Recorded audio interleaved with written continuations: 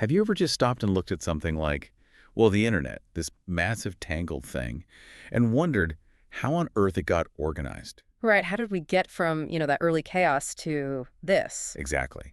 How could one person, maybe two, working together fundamentally change how billions of us find information, turning that messy network into, well, it feels like an infinite library right at our fingertips? It's staggering when you think about it. And how does a single idea, maybe just sketched out somewhere Yeah. or built on, clunky dorm room servers, how does that grow into something so huge? Something that underpins so much of modern life, an idea worth, according to the sources we're looking at today, potentially trillions. A $1.8 trillion idea, yeah. That's the kind of scale we're talking about. Okay, so let's unpack this. Today we're doing a deep dive into the mind behind, well, half of that initial spark, Sergey Brin, the co-founder of Google. But this isn't just, another tech story or a business biography. It's really an exploration of something more fundamental, the raw power of curiosity. Yes. Relentless curiosity. And how this lifelong habit of asking questions, of digging deeper, didn't just build a company. It built, well, the sources call it an empire of information. And what's so fascinating looking through this material is how it doesn't just give you the Google timeline. It really frames Brin's entire journey and Google's rise as a direct result of his intellectual DNA. His mindset. His mindset, his philosophy about learning, about tackling problems. We'll be digging into how his really unique background, escaping Soviet oppression, embracing these unconventional educational methods. Like Montessori, right? Exactly. How all that forged the tools, the deep, deep curiosity that powered Google's invention and, its dominance later on. The sources give us this incredible look inside that process. It's about the thinking behind the revolution. Precisely. So our mission here in this deep dive is to take this information, these detailed sources on Brin's life and work, and really pull out the core nuggets. We want to understand the huge, almost obsessive role that curiosity played. Foundation. Absolutely foundational. From his childhood right through building Google and even beyond. We're looking for the practical insights. How did he approach learning? How did he tackle problems? And ultimately, how did that approach end up, well, changing everything for all of us? It's about the architecture of a mind, an intensely curious one. And that architecture, as you said, it started taking shape incredibly early. You really have to go back to the beginning. You really do. Let's dive right in there. The very start, the environment that first kind of sparked this intellectual fire.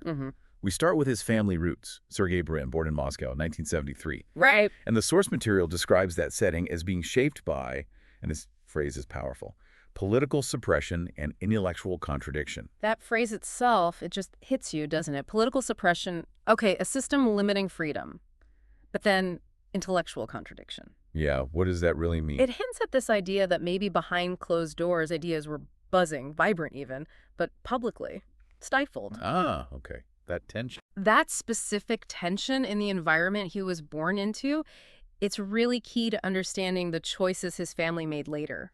So if we look at that home environment, it sounds like it was almost deliberately designed to counter those external pressures, to create this pocket of intellectual freedom. Absolutely. Despite the severe constraints outside, you have his father, Mikhail Brin, a brilliant mathematician.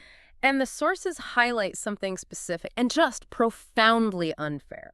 He was explicitly denied career advancement, just stopped in his tracks. Right. Because of systemic anti-Semitism just baked into the Soviet system at the time. Imagine having that potential, that brilliance, and being told no, not because you weren't good enough, but because of prejudice. That's crushing. And his mother, Eugenia, she was also a scientist, working at the Soviet Space Agency. I mean, a highly technical, intellectually demanding field, even within that system's limits. So you've got these two incredibly smart, capable people. Right. Operating within a system that was actively stifling their full potential intellectually and professionally. That kind of environment, that pressure cooker, intellectual firepower meeting systemic limits. It must have created something really unique inside their home. It sounds like it. Not just a place to live, but a refuge for the mind. And then comes this moment. The source calls it a life-altering decision. Sergey's just 6 years old. Yeah. The whole family decides to leave the Soviet Union, emigrate to the United States. Now, obviously, escaping political hardship, escaping anti-Semitism, those are huge factors. But the sources really emphasize the primary reason the family gave. And this is so important. It wasn't just about politics or economics. Those were there. The core driver, the reason they articulated, was that freedom wasn't just about politics. It was about the freedom to think. Wow. Freedom to think. Think about that. It positions intellectual freedom, cognitive freedom, the ability to just pursue ideas without constraint as this core non-negotiable value. Something worth uprooting your entire life for. Exactly. Something so essential they'd leave everything behind for the chance to have it. And you see that value immediately shaping their new life in Maryland. The description of their home there. It's not just a house. The source calls it a living laboratory. I love that phrase, a living laboratory. What does that imply? Experimentation. Inquiry. Precisely. It wasn't a passive place. It was an active space for the mind. Filled with books, sure, but not just for decoration, for reference, for debate. Equations were apparently just around, scribbled somewhere. Give me a blackboard. Could be.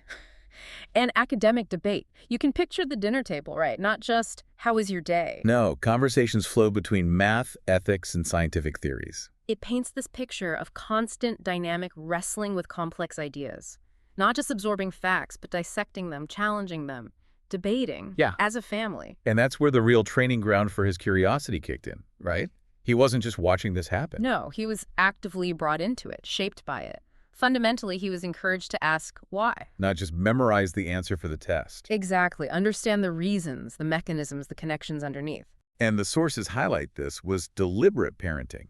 They actively nurtured that curiosity. By allowing him to explore hands-on, not just abstract explanations, he could build things to see how they worked. He could take apart computers. I can't imagine letting my kid do that now. Right, but think what that teaches. Patience. Looking at components, logic boards, wiring, and the willingness to maybe break something while learning. That permission to fail in order to understand? Yeah. That's huge. Incredibly rare, incredibly valuable. It fosters that hands-on exploratory approach from day one. It's not about getting it right immediately. It's about the discovery process itself. And even as a kid, he wasn't satisfied with the surface level. The sources say he wanted to understand how things worked underneath the logic, the mechanism, the system. Yeah, the engine driving the machine, not just the paint job. It's that deep drive for foundational understanding, isn't it? Not just accepting things as they are. It's peeling back the layers, looking behind the curtain. Why does this happen? How are these things connected? What are the rules governing this whole system? That's the hallmark of deep curiosity. It's moving beyond facts to the architecture of reality. And the source specifically mentions his parents' distinct roles in this. His father taught him to question assumptions. Is that always true? What if we look at it differently? That kind of questioning, essential for seeing problems in new ways. And his mother fostered analytical thinking, breaking down complexity. Seeing the parts and how they relate. So you have questioning assumptions plus the analytical rigor to dissect those new perspectives.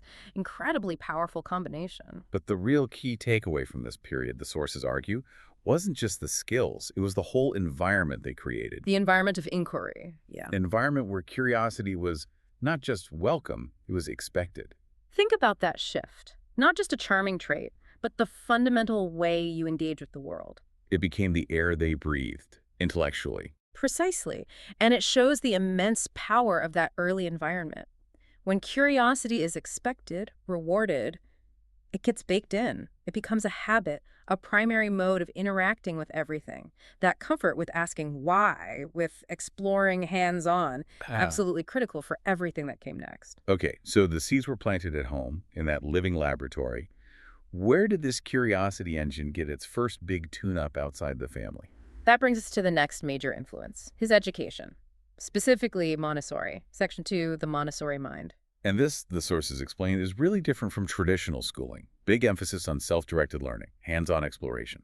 And it's fascinating how perfectly the Montessori philosophy, as described here, seemed to mesh with and amplify what was already happening at home. Right. Traditional schools often focus on rote learning, following instructions. Whereas Montessori emphasizes exploration through play, using physical materials to solve problems, letting kids follow their own interests.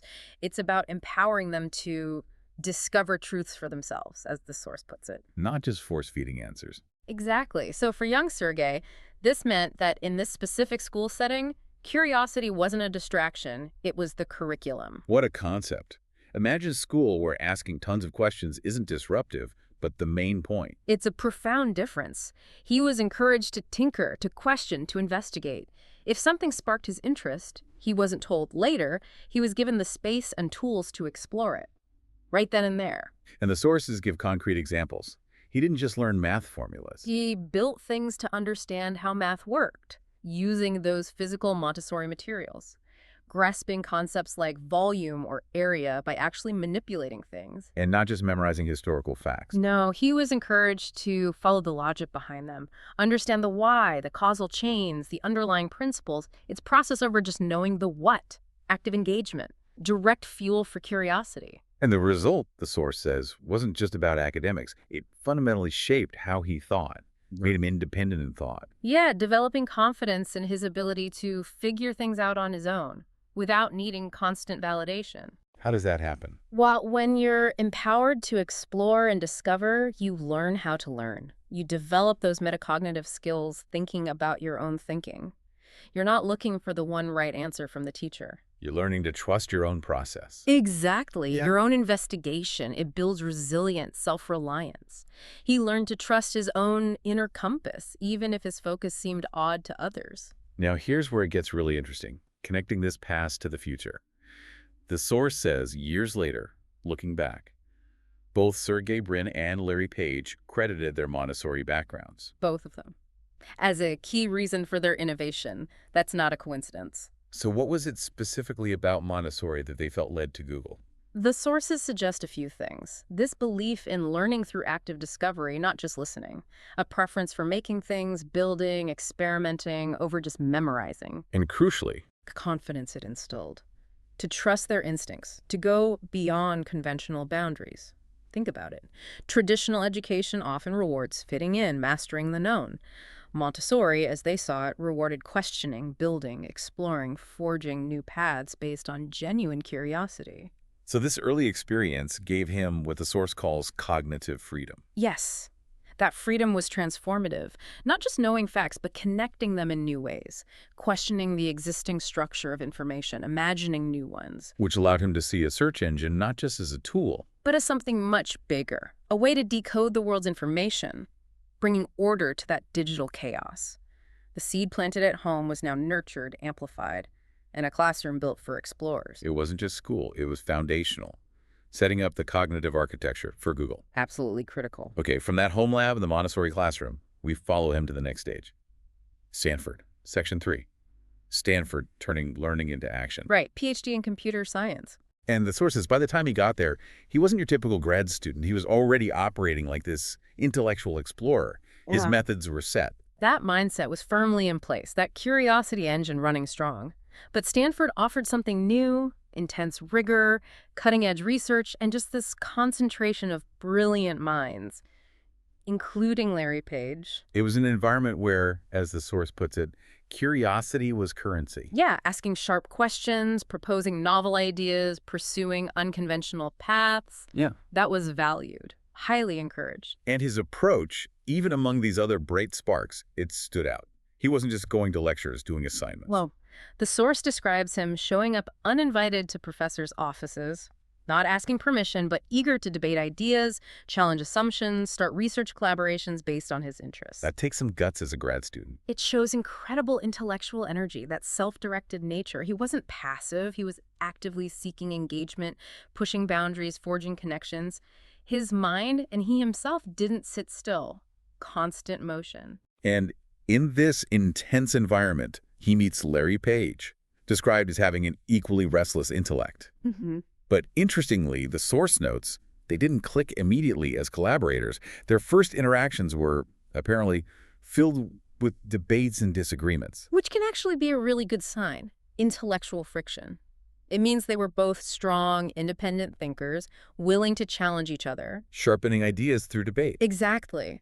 Constructive disagreement can lead to much deeper insights than just nodding along. They were sparring partners first. So what brought them together? Not just personality, but a shared obsession. Yes. The source identifies it. Understanding how information flowed across the internet. Let's set the scene. Mid-90s. The web is exploding. Millions of new pages constantly. So much information, but finding anything useful, really hard.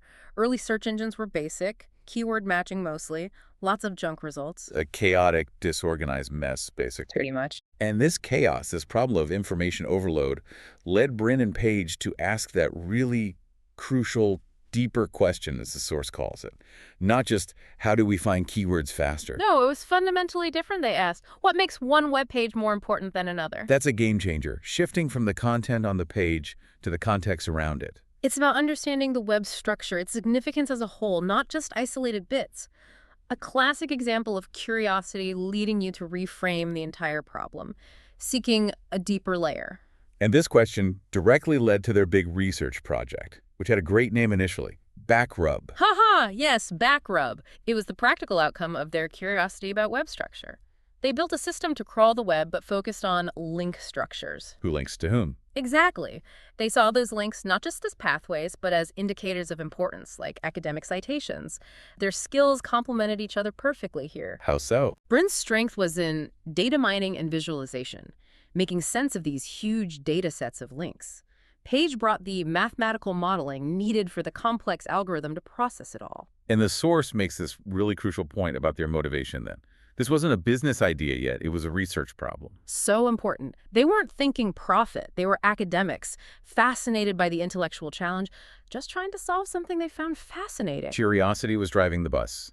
Invention followed. Absolutely. The commercial idea came after they saw how incredibly well their research actually worked. So this whole Stanford phase, the key insight is that Brin wasn't just studying stuff, he was turning intellectual curiosity into working systems. Yes, Stanford provided the firepower, the resources, the playground for experimentation. Questions weren't just academic debates, they were tools for invention. Hypotheses tested by building actual systems, using computer science as a toolkit to solve this massive real-world problem. That hands-on, curiosity-driven approach, that's where the magic happened.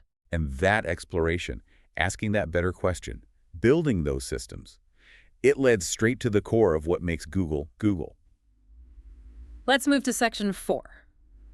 From curiosity to code, the birth of PageRank. Right. Asking that better question was the trigger. Early search engines focused on the what keywords are here. Brin and Page asked the deeper, which these keyword matching pages is actually useful, authoritative. That shift from keyword matching to assessing relevance based on the web structure, that was the revolution.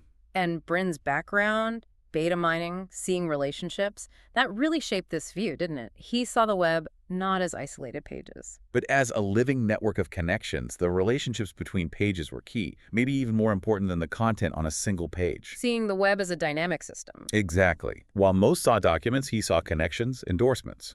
The insight developed with Page was that links are like academic citations. Ah, okay. Lots of links from important sources means the page itself is likely important. Precisely. A simple, powerful idea hidden in plain sight in the web structure. And this insight, links as votes of confidence, became the heart of their algorithm, PageRank. That was the engine. It didn't just count keywords. It measured the relevance and authority of a web page based on how other pages linked to it. And crucially, it considered the authority of the linking pages too. So a link from a major site counts more. Right. It created this complex, iterative ranking based on influence within the whole web graph. A completely new, much better way to rank results, prioritizing quality and authority. So intense curiosity about the messy internet led them to find this hidden pattern in the links, and Brin, with his data background, could take that insight and turn it into code. It wasn't just theory. They built it, developed the infrastructure to map this vast changing network and apply the PageRank algorithm. The first version of Google reflected this. A research prototype hosted on Stanford servers, not some slick product. Exactly. Raw, functional proof of their algorithm's power. But the key thing was, it worked astonishingly well, better than anything else available. That's the proof point. The superior results coming directly from their deeper question and PageRank immediately showed its power. Even with limited resources, they beat the existing players. And Brin's drive, that relentless curiosity, it didn't just stop at a working prototype on campus. No way! He saw the potential. He wanted it to scale, to crawl the entire web. Imagine that challenge in the late 90s. Billions of pages, trillions of links. And make it fast. deliver answers in milliseconds. Which required just immense effort, writing robust crawler code, constantly testing and refining the ranking as the web changed, designing interfaces. The source paints this picture of often staying up all night in the lab, fueled by pure intellectual adrenaline. It's tense. It wasn't just coding anymore, it was hardcore engineering, building a robust solution to this massive data problem, driven by the thrill of seeing their ideas actually work so well. So what started as a grad school experiment driven by curiosity became a proof of concept for organizing the world's information. And it proved this deeper principle, as the source says. When you follow your curiosity with rigor, discipline, and a desire to serve others, breakthroughs happen. It wasn't just idle curiosity. No, it was curiosity plus rigor, the math, the algorithm, discipline, the all-nighters, the scaling, and ultimately a desire to make it useful to serve others, which is implicit in making information accessible. And the sources are clear. Making money wasn't the main goal initially. Solving that interesting problem was. And that focus, combined with the drive and discipline, is what rewrote how the world accesses knowledge. The huge success was a byproduct, not the original target. Which brings us to the next big step, taking that prototype and building a company. Section 5, building a culture of curiosity, Google's creative DNA. Right. They decided to turn the research into a company, but notice how they start. Not with a business plan focused on profits. That's telling, isn't it? Reinforces that different motivation. They started with a mission. A purpose statement, straight from their research, to organize the world's information and make it universally accessible and useful. That was the guide from day one, reflecting the problem their curiosity led them to solve. And Brin, drawing on his own background, wanted Google to feel different, not like a stuffy corporation. He wanted it to feel like a research lab, a playground for smart minds, a curiosity engine. Echoing his own formative places, the living laboratory home, the Montessori playground. He wanted to recreate that intellectual freedom, that hands-on experimentation, that collaborative inquiry within the company. The early Google office description nails this vibe. The garage in Menlo Park? Yeah, old couches, ping pong tables, servers built from Lego bricks. It sounds like a university lab meets hackerspace.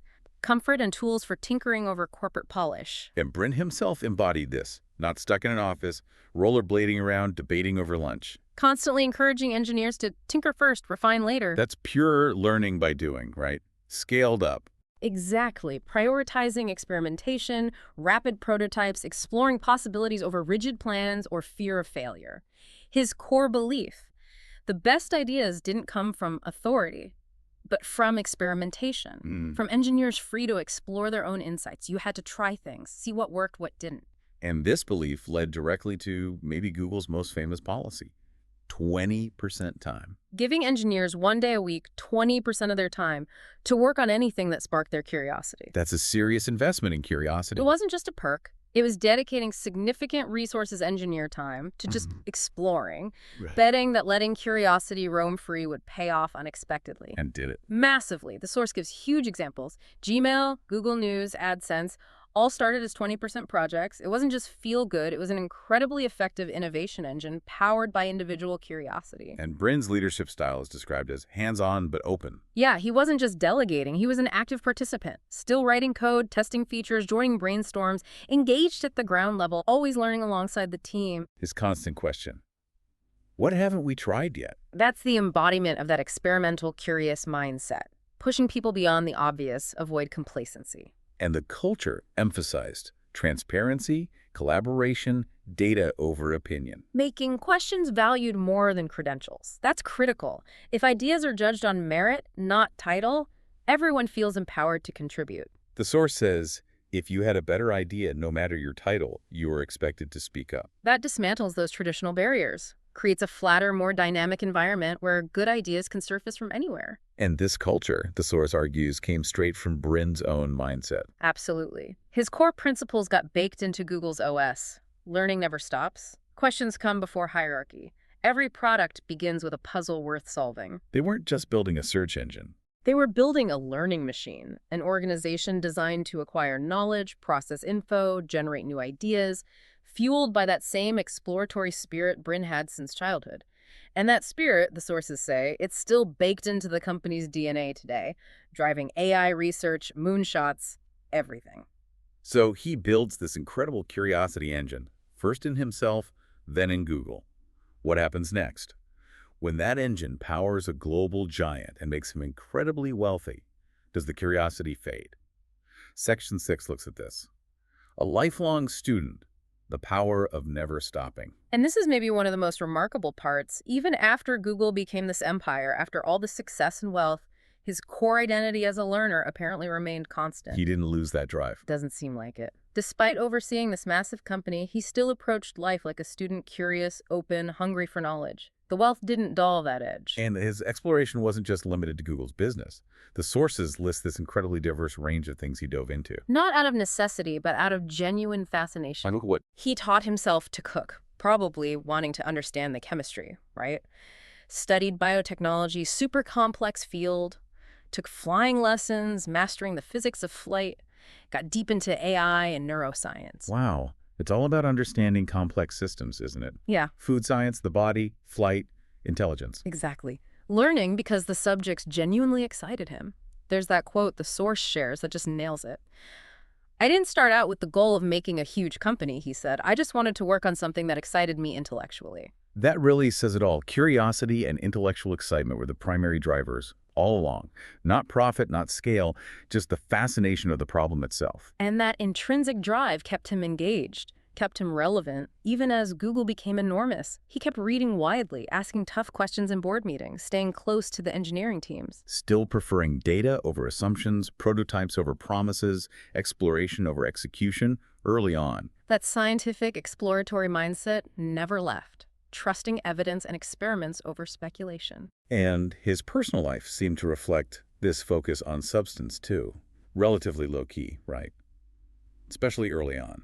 Driving a Prius, avoiding the spotlight. Suggesting maybe his focus was just elsewhere, on intellectual pursuits, on problems that mattered, which you see later in his philanthropy, renewable energy, health, longevity, big, complex, systems-level problems. It all seems consistent with his core philosophy, which the source sums up as, curiosity is not a phase, it's a way of life. Not something you grow out of. And for him, learning wasn't a step on the way to success, it was the success itself. That's such a powerful reframing. Success isn't a destination where you stop learning. It is the continuous process of learning, engaging, understanding, money, status. Those were byproducts, not goals. Outcomes of chasing curiosity, not the objectives. And the source argues this whole mindset became his competitive edge. Yeah. In a world often obsessed with the short term, he played the long game of deep understanding. Staying humble meant being open to new info, knowing how much you don't know. Staying curious meant always looking for the next problem, the next angle. And surrounding himself with people who challenged him. Avoiding echo chambers. That intellectual humility fueled his adaptability. And even today, exploring AI ethics, sustainable tech, moonshots. Yeah. He's still asking that fundamental question. What's a better question we haven't thought of yet? The engine never stops. It's a continuous mode of being, seeking deeper understanding, identifying the next big challenge. Okay, so we followed this incredible journey, fueled by curiosity. Moscow apartment to global tech giant. How can we, listening now, actually use these insights? What are the practical takeaways? Section 7. What you can learn from Sergey Brin's curiosity-driven life. Because the sources make it clear, this isn't just about genius. It's about habits, mindsets, and choices anyone can start building today. These are things you can cultivate. So how do we translate this, billionaire visionary story into actionable steps for us? Well, the sources distill it down into 6 key lessons based on the patterns we've seen. Practical stuff. Let's walk through them. First, build a curiosity-driven environment. This means actively shaping your surroundings, home, work, team, even your digital space, to encourage questions. Surround yourself with things that spark interest. Diverse books, different ideas, people who challenge you constructively. Create your own personal living laboratory or playground. Exactly. Make asking why or what if normal, expected. Second, and maybe the most fundamental, ask better questions. Go beyond the surface what. Push for the why and the how. What are the assumptions here? The source says great ideas often hide behind the second and third questions that others don't bother to ask. It takes persistence. Yeah. Maybe looking a bit foolish sometimes. Totally. Refusing easy answers, like asking what makes this result important, not just what's the result. Third, straight from his childhood, learn by doing. Brin didn't just read about algorithms, he built them. Don't just consume info passively. Engage actively. Create, test, fail, improve. That iterative loop. That's where real learning happens. It's messy, involves failure, but it's way more effective than just theory. Fourth, critical for the long haul. Stay humble. Stay a student. Even as a billionaire, Brin kept that beginner's mind. Crucial in a fast-changing world. If you think you know it all, you stop being open. You get rigid. The source says staying curious is your edge. Humility keeps you receptive to learning from anyone, anywhere. It's the antidote to getting stuck. Fifth, tied to that tinker first idea, normalize experimentation. Most experiments don't work first time. Brin embraced that. Try things quickly, see what happens, adjust, learn from failures and successes. Treat your work like an experiment, not a performance. Takes the pressure off perfection, reduces fear of failure. Exactly. Focuses on learning and progress through trying. And sixth, for anyone working with others, lead through learning. Make learning central to how you lead and how your team works. Encourage questions from everyone. Seek different perspectives. Use data, experiments, learning from each other. The source is clear. Innovation comes from shared curiosity, not rigid control. Empowering others unlocks that collective intelligence. And the source sums these up powerfully. Curiosity isn't just a personality trait. It's a strategy, a system, a lifestyle. An active choice in how you engage with the world. And in today's world, drowning in information but maybe short on real insight. The force suggests this approach could be your most unfair advantage. It's the filter to find meaning in the noise. The engine to navigate complexity, connect ideas, build something meaningful, whether that's a career, a company, or just a life rich in understanding. So wrapping up this deep dive into Sergey Brin's story, the core takeaway isn't just that he was brilliant or ambitious, though he was. No, it was, as the source says so clearly, that lifelong, unwavering commitment to curiosity, to continuous learning, and to the persistent pursuit of asking better questions. That's the foundation. He built Google because he chased meaning, fascinated by the problem. Learning wasn't a chore, it was an active pursuit. Problems were intellectual challenges. The internet was a system to decode. And that final, simple, powerful lesson the source leaves us with. Curiosity gives you direction. Learning gives you momentum. Action turns both into real-world impact. While many wait for answers, Brin built his life, his empire, around searching for better questions. So we want to leave you, the listener, with that provocative thought the source ends on. Turn that curiosity lens on yourself. Ask. What fascinates you so deeply that you chase it, even if there were no external reward? What questions keep you up at night out of genuine intellectual intrigue? What systems, natural, technological, social, do you want to understand, not because you have to, but because you just can't help it? Think about those questions, seriously, because as Sergey Brin's story shows, those deep, persistent questions fueled by curiosity, coupled with learning and action. They might not just lead you to a richer life. They might just help you build something that changes the world. Keep exploring.